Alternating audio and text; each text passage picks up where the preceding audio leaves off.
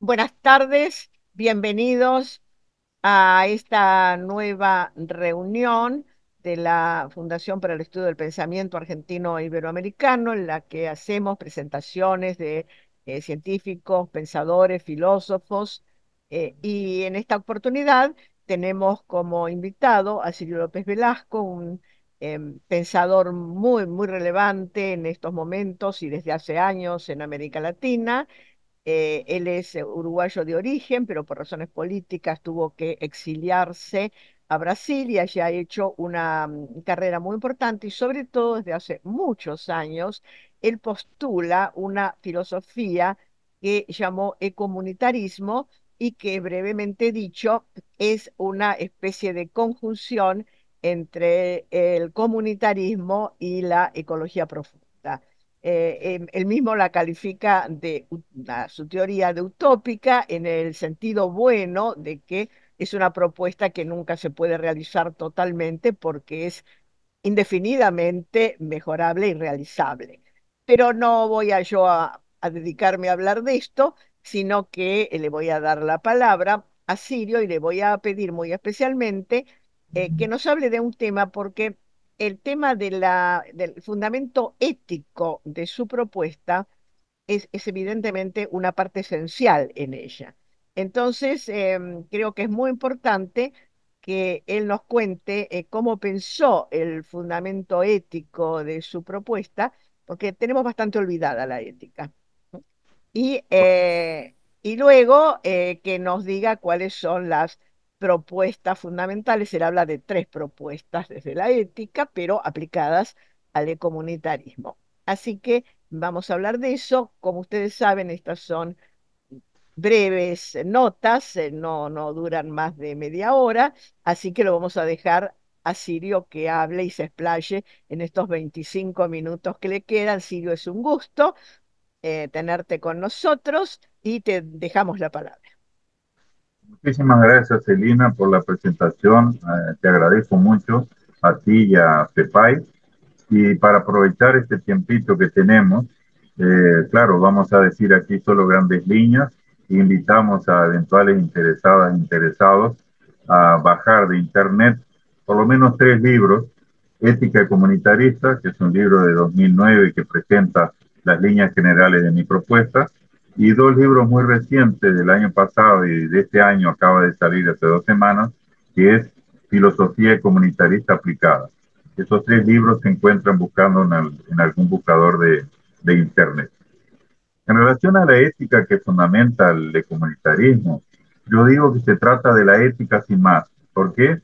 Porque pretendo haber encontrado por vía estrictamente argumentativa las tres normas fundamentales de la ética, investigando la gramática profunda de la pregunta que instaura la ética, que es la pregunta ¿qué debo hacer? Y fuera de la cual no hay ética. Para llegar ahí, primero redefino la propia estructura de las normas éticas. Desde Hume se abrió un abismo entre las expresiones que tratan del ser y las que tratan del deber ser. Y yo propongo redefinir las normas éticas como casi razonamiento causal. ¿Qué es un casi razonamiento causal?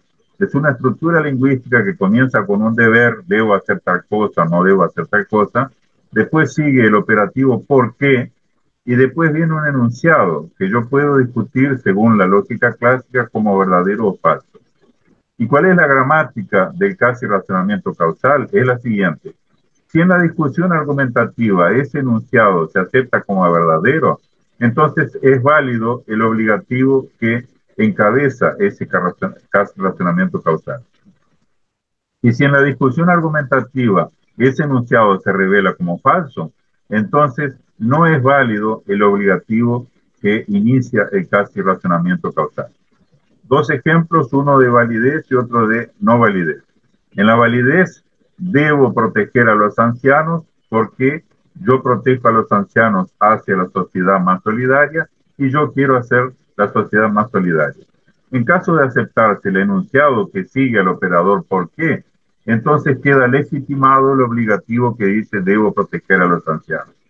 Ahora veamos otro caso, el caso que dice de otro casi razonamiento causal, debo matar a los inmigrantes porque si yo mato a los inmigrantes, entonces la sociedad queda mejor. En este caso, yo discuto el enunciado que sigue el operador porque, que es, si yo mato a los inmigrantes, entonces la sociedad queda mejor. Esto, en términos de lógica clásica, es una implicación, y una implicación es falsa cuando su antecedente es verdadero y su consecuente es falso. Entonces, puede ser verdadero el antecedente, yo mato a los inmigrantes, pero es falso el consecuente que dice, así la sociedad queda mejor. De esa manera se demuestra que el enunciado que sigue al operador porque en este obligativo es falso, y por lo tanto es inválido el obligativo que dice debo matar a los inmigrantes. Bien, otro paso que doy para llegar a lo que son las tres normas fundamentales de la ética es investigar las condiciones de felicidad de la pregunta que instaura la ética, que es la pregunta ¿qué debo hacer? Entonces, investigando la gramática de esa pregunta, yo llego a concluir en que hay tres normas éticas básicas, fundamentales, que están embutidas en esta propia gramática sin que yo tenga que recurrir a ningún otro fundamento teológico o de algún otro tipo. Y esas tres normas, que no voy a exponer en su detalle técnico aquí porque no tenemos tiempo, nos exigen respectivamente: la primera, luchar para garantizar mi libertad individual de decisión; la segunda, realizar esa libertad individual en la búsqueda de consenso con las demás y los demás; y la tercera, me exige preservar y regenerar la salud de la naturaleza humana y no humana. En base a esas tres normas fundamentales de la ética, yo puedo hacer una crítica multifacética del capitalismo y a cada punto crítico contraponerle una propuesta desde el punto de vista ecomunitarista. ¿Qué es el ecomunitarismo? Como tú bien lo adelantaste, es un orden comunitario ambiental utópico, porque nunca plenamente alcanzable, pero que es indispensable guía para nuestra acción cotidiana, para que la misma no se pierda sin rumbo o no gire en círculos. Y este orden comunitario ambiental postcapitalista, que es el ecomunitarismo, tiene un principio rector que, aplicando las tres normas fundamentales de la ética, dice de cada uno según sus capacidades, a cada uno según sus necesidades, respetando los equilibrios ecológicos y la interculturalidad. En base a todo esto, yo planteo las diversas dimensiones que componen el ecomunitarismo. Y acá tengo un punteo para aprovechar al máximo este tiempito. Estas diversas dimensiones teórico-prácticas del ecomunitarismo son una economía ecológica sin patrones, una política de todas y todos, una educación ambiental y comunitarista socialmente generalizada, una comunicación horizontal y simétrica, y una estética de la liberación. Y ahora voy a detallar un poquito cada una de estas dimensiones. La economía ecológica y sin patrones funciona alimentada por energías limpias y renovables y aplica cotidianamente las 5 R. ¿Cuáles son esas 5 R? Reflexionar sobre qué planeta queremos legar a nuestros descendientes, rechazar el consumismo y asumir voluntariamente la frugalidad ecológica, y reducir, reutilizar y reciclar los insumos y residuos. Todo eso para que en el marco de esa conducta de frugalidad ecológica libremente asumida se aplique el principio ya citado, que reza: de cada uno según sus capacidades, a cada uno según sus necesidades, respetando los equilibrios ecológicos y la interculturalidad. Así, en esta economía ecológica y sin patrones, se prescinde del dinero, porque los productos ya no son mercancías, sino solo valores de uso. Y por consiguiente, se prescinde del salario, porque cada persona recibe lo acorde a sus necesidades de forma directa, sin mediación dineraria. Y la jornada productiva de cada persona, que rotará en las funciones según sus vocaciones y capacitaciones, se reduce al menor tiempo posible, para que cada uno, dedique el resto de cada jornada a desarrollarse como individuo comunitario, universal y cósmico, según sus vocaciones, y también al simple ocio que permite gozar de la vida, desde que no se violen las tres normas éticas básicas. Pues entre los seres humanos aptos, ya no hay desempleados, ya que y por qué la tarea se reparte entre todas y todos. Consideramos que en esa economía las unidades productivas comunitarias indígenas, originarias de nuestra América, respetuosas de la madre tierra, y también las cooperativas, cuando son verdaderas cooperativas, son un complemento necesario a la propiedad estatal pública de las empresas estratégicas controladas por los trabajadores y la ciudadanía. Segunda dimensión del comunitarismo, que aquí les pongo de una forma mucho más breve que la anterior, lo que llamo una política de todas y todos, que se apoya lo más posible en la democracia directa, en especial mediante asambleas, plebiscitos y referendos, hoy muy facilitados por medio del Internet. Esa política incluye el mutuo aprendizaje y la cooperación mutuamente solidaria entre los pueblos y culturas de Abya Yala y del mundo. Cuando me refiero a esta política de todas y todos, puedo poner, por ejemplo, un caso que ahora está muy presente en Uruguay. Se está debatiendo un plebiscito que se va a realizar el 27 de octubre de este año 2024 sobre la seguridad social. En este plebiscito hay tres propuestas muy concretas. Una, que ninguna jubilación, ningún jubilado gane menos de un salario mínimo. Segunda, que toda persona tenga derecho a pedir su jubilación a partir de los 60 años. Y tercera, que se eliminen las empresas privadas de ahorro previdenciario que le cobran un 20% al trabajador, al contribuyente, y después le habilitan una retribución jubilatoria que es mínima, para que el sistema como sistema general vuelva a ser de carácter público y tenga una previsión social con solidaridad intergeneracional. ¿Y quién está impulsando este plebiscito en Uruguay? No son la gran mayoría de los partidos políticos, que en su gran mayoría se han pronunciado en contra de estas tres medidas, sino que son iniciativas que vienen de la sociedad, concretamente de la principal central de trabajadores de Uruguay, de la Federación de Estudiantes Universitarios y de una organización cooperativa muy importante para la construcción de viviendas por ayuda mutua, y algunos otros segmentos que están impulsando este plebiscito después de haber logrado todas las firmas necesarias, que en Uruguay son muchas, porque se exige que el 25% del cuerpo electoral inscrito firme para que un plebiscito de iniciativa popular pueda llevarse adelante, y sin embargo ese quórum se consiguió y se va a realizar la votación por el sí en la próxima elección el 27 de octubre del 2024. Tercera dimensión del comunitarismo, una educación ambiental y comunitarista socialmente generalizada, tanto en la educación formal como en la no formal, para, entre otras cosas, hacer realidad la economía y la política antes citadas. De esa educación hacen parte una educación sexual libertaria que promueve el libre placer compartido de manera consensual y combate el machismo y la homofobia. Y también incluye la renuncia voluntaria a la sexualidad, como la practicó Gandhi. Y una educación física, formativa y cooperativa, que deja atrás al deporte competitivo y crematístico predominante en el capitalismo. He definido la educación ambiental como la educación problematizadora en el sentido de Paulo Freire, fundamentada en las tres normas básicas de la ética y orientada rumbo al comunitarismo. O sea que la educación ambiental que está propuesta aquí no es cualquier cosa que se entienda por educación ambiental, sino esta educación ambiental que tiene como, digamos, estructura que le engloba la propuesta comunitarista. Para la educación ambiental formal, pensando en especial en la enseñanza secundaria y superior, propuse en óptica comunitarista las siguientes 5 directrices.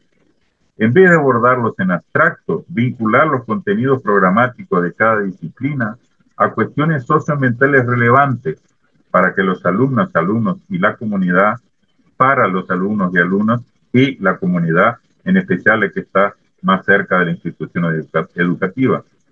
Pues de esa forma los contenidos serán mejor aprendidos, guardados y enriquecidos, y contribuirán a entender mejor y a resolver las cuestiones socioambientales más relevantes en cada comunidad. Segunda directriz, reconstruir los conocimientos teóricos específicos de la disciplina y el entendimiento del problema socioambiental abordado en base a investigaciones y diálogos entre la educadora o el educador y los educandos. Tercero, salir para realizar trabajo de campo relativos a esas investigaciones orientadas por el educador o educadora. Cuarto, enriquecer la construcción del conocimiento por parte de los educandos y del educador o educadora, incorporando la contribución de conocedores del tema socioambiental en estudios. Y cinco, de importancia fundamental para concluir todo el proceso en cada ciclo problema de enseñanza-aprendizaje, basándose en toda esa construcción previa, implementar soluciones con sentido rumbo de comunitarista, aunque sean modestas y parciales para la cuestión socioambiental estudiada, con la participación del educador o educadora, los alumnos y siempre que sea posible el conjunto de la comunidad educativa de la que hacen parte y también la comunidad que está alrededor de la institución educativa o aquella donde se realizó la investigación, para que de esa manera la comunidad se torne por lo menos un poco mejor desde el punto de vista socioambiental de lo que era antes del estudio y de la acción realizada. Para la educación ambiental comunitarista no formal, propuse directrices parecidas, adoptando las características del trabajo con adultos y al hecho de que no existirá un programa de contenidos preestablecido como sucede en la educación formal. En este caso, educadoras y educadores comienzan por hacer el relevamiento con la comunidad en la que empiezan a trabajar de los problemas socioambientales que para esa comunidad son prioritarios. Después discutirían con la misma la contextualización de esas cuestiones en el universo del capitalismo y su solución en el ecomunitarismo, según las tres normas básicas de la ética y del principio comunitarista antes citado que las educadoras y educadores deberían explicar. Luego, y una vez que se hayan priorizado uno o dos problemas relevados por la comunidad, se dialogaría con ellas sobre las soluciones, aunque parciales y modestas, con sentido y rumbo comunitarista, y sobre quiénes podrían ayudar a la comunidad a implementarlas. Y después, en base a esa construcción previa y a las ayudas conseguidas, implementar tales soluciones, siempre apoyadas preferencialmente en el esfuerzo de la propia comunidad. Finalmente, y para que la comunidad no se restrinja a una vivencia egoísta, aislacionista, la comunidad deberá interactuar con otras comunidades para ayudarlas a resolver problemas semejantes a los resueltos por ellas, ampliando así el espacio de la acción comunitaria comunitarista, que apunta a abarcar en última instancia al planeta por entero. Y posteriormente, cada comunidad enfrentaría y resolvería con igual metodología a la antes explicada otros problemas socioambientales que la afectan, para luego compartir también con las otras comunidades las soluciones encontradas para los mismos. Y en 2 minutos termino esta exposición ahora con una simple mención a las otras dos dimensiones de comunitarismo que cité antes. Una comunicación horizontal y simétrica tiene que poner en manos de las comunidades los actuales monopolios u oligopolios mediáticos de la prensa escrita, de los radios, la televisión y o de las redes vía Internet.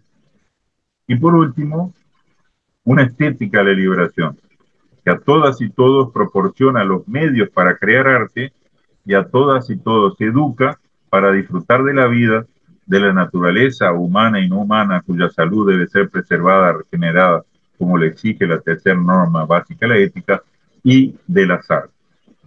Hasta aquí, dicho muy brevemente, la respuesta a estas dos cuestiones que tú me planteabas sobre cuál es la ética que fundamenta la propuesta comunitarista y cuáles son las dimensiones teórico-prácticas fundamentales del comunitarismo. Muchas gracias, Sirio, realmente. Felicitaciones porque además de ser súper sintético, fue súper claro. Creo que a todos los oyentes que va a tener este video les va a quedar clarísimo. En los muy poquitos minutos, 2, 3 minutos que nos quedan, yo quería plantearte lo siguiente. Has hablado de la educación ambiental y que la educación ambiental no es cualquier cosa, porque efectivamente ahora se habla de cualquier cosa, en muchos casos, lamentablemente, sino fundamentada en estos principios. Yo no sé si tú sabes, o para los oyentes también, desde hace muchos años estamos vinculados y de hecho FEPAI lo financia y lo ayuda, con un proyecto internacional que se llama Ecoepisteme. La epistemología de las ciencias ambientales es un grupo interdisciplinario que está compuesto por investigadores de 10 o 11 países. em, es informal y realizamos desde hace 18 años una reunión anual, un simposio, y en diferentes países. Ahora los 4 años han sido virtuales, ahora recuperamos la presencialidad, aunque va a ser mixto, en México el día 5 de noviembre. Y yo te invito muy especialmente a enviar un trabajo bien concreto sobre cómo ves la educación ambiental. Es decir, qué es lo que habría que enseñar. No hay tiempo ahora para desarrollarlo. Te invito a desarrollarlo en noviembre porque eso se filma y además se publica. Pero me parece muy importante porque asimismo hay otras propuestas, como varias, como por ejemplo de una mexicana, de un peruano, de recuperar los valores de la enseñanza ecológica y de las tradiciones ecológicas indígenas. También hubo una propuesta en ese sentido de tres paraguayos, de modo que te invito muy especialmente porque me parece muy importante ese punto que no lo veo desarrollado en general en tu obra. Está mencionado, disperso, pero me parece que es un punto hoy muy importante. ¿Estás de acuerdo? Sí, agradezco mucho la invitación y respondo de una manera muy filosófica. Si la salud lo permite, estaremos participando de este encuentro. Bueno, muy bien, por supuesto, si el destino así lo quiere. Entonces, muchísimas gracias, gracias por tu presencia, por tu aporte y queda entonces nuestro amigo convocado para presentar un trabajo y participar por Zoom, naturalmente, ¿no? Porque eso se filma y lo daremos a conocer en este ciclo también en noviembre. Muchísimas gracias a todos y buenas tardes. Muchas gracias a todos también.